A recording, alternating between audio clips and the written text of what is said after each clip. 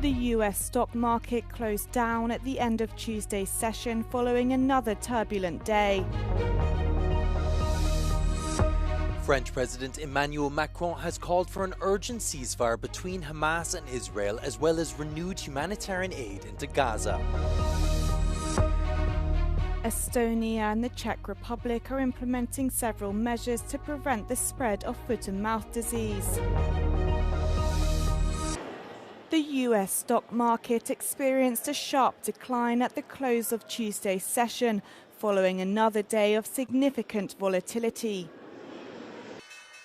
After posting gains in the morning, stocks began to dip following President Trump's announcement that the US would impose a 104% tariff on all Chinese imports starting on Wednesday.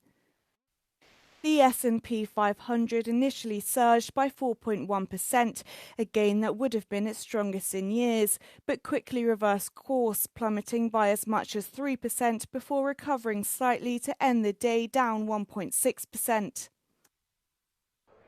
The Dow Jones Industrial Average fell by 320 points or 0.8%, while the Nasdaq Composite declined by 2.1%.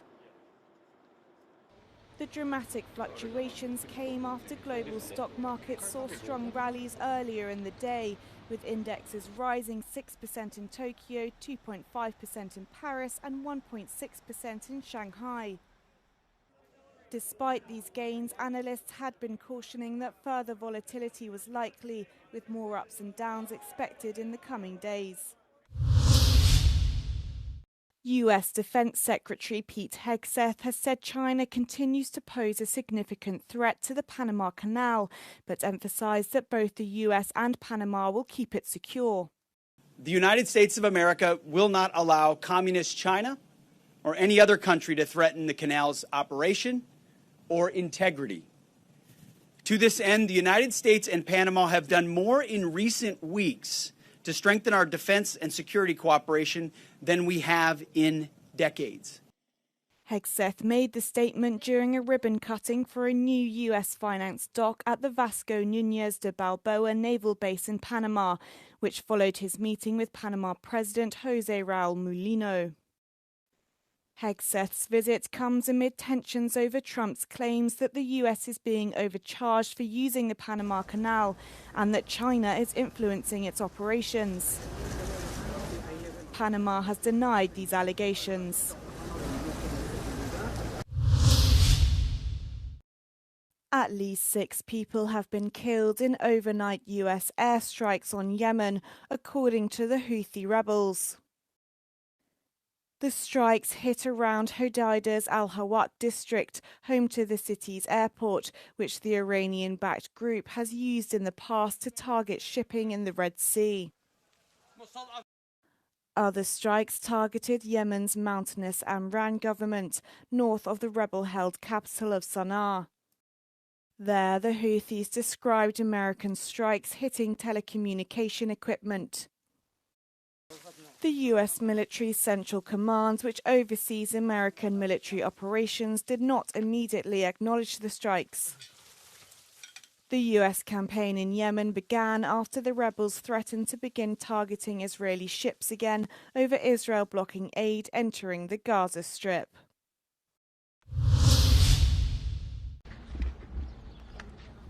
French President Emmanuel Macron has called for an urgent ceasefire between Hamas and Israel, as well as renewed humanitarian aid into Gaza. His trip to Egypt aims to emphasize the importance of establishing another ceasefire after the previous truce collapsed last month. Nous appelons d'abord à une reprise le plus rapidement possible de l'aide humanitaire. Celle-ci est absolument indispensable compte tenu de la situation critique. Ensuite, nous appelons le plus urgemment possible à la reprise d'un cessez-le-feu. C'est ce dont nous avons besoin. C'est ce qui a été arrêté, malheureusement, le 2 mars dernier. United Nations Secretary General Antonio Guterres has rejected a proposed Israeli plan to control aid into Gaza, which he said risks further controlling and callously limiting aid down to the last calorie. More than an entire month has passed without a drop of aid into Gaza. no food, no fuel, no medicine, no commercial supplies. As aid has dried up, the floodgates of horror have reopened. Gaza is a killing field, and civilians are in an endless death loop. Charity kitchens have been drawing bigger crowds of Palestinians because other sources of food are running out. More than a month ago, Israel cut off all food, fuel, medicine and other supplies to Gaza's population of more than 2 million, forcing aid groups to ration their stocks. Two Chinese men fighting for the Russian army were captured in eastern Ukraine, according to Ukrainian President Volodymyr Zelensky. Zelensky said Ukraine has information there are significantly more Chinese fighting alongside the Russians in the war. The Ukrainian leader said he ordered his top diplomat to immediately contact Beijing. Це громадяни Китаю. Я думаю, що це важливий дуже елемент. Я думаю, Сполученим Штатам Америки треба більше приділити увагу тому, що відбувається сьогодні. Але є різниці. Північнокорейці на Курському напрямку воювали проти нас.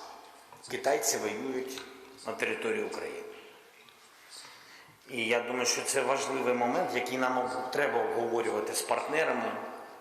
China has provided strong diplomatic support for Russia since it launched its full-scale invasion of Ukraine.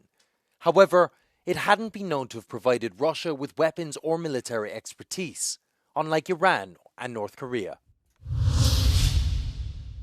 Emergency officials in the Dominican Republic say they have been working to find more survivors after the roof of an iconic nightclub in the capital, Santo Domingo, collapsed during a concert by popular singer Ruby Perez. The death toll in the disaster rose to nearly 100, with more than 160 people injured as of early Wednesday. Authorities have warned the figure may rise further as crews continue the search for potential survivors and pull out more bodies. The Professional Baseball League of the Dominican Republic posted on X that one of its former players was killed in a disaster, while relatives of the singer Perez say he is among those trapped in the debris.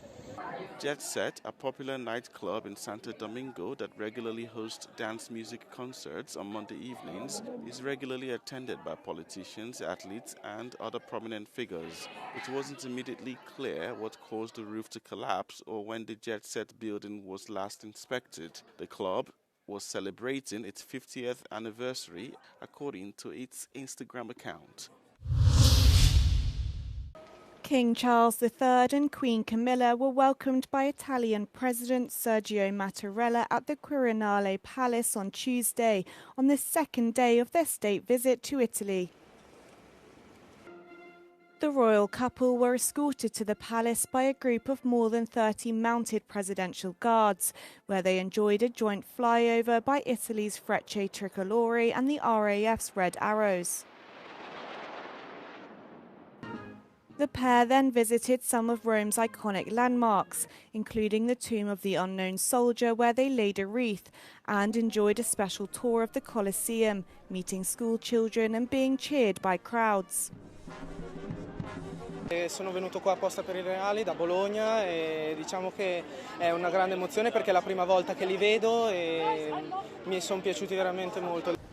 On Wednesday, President Mattarella will host a state banquet for the royals for their 20th wedding anniversary.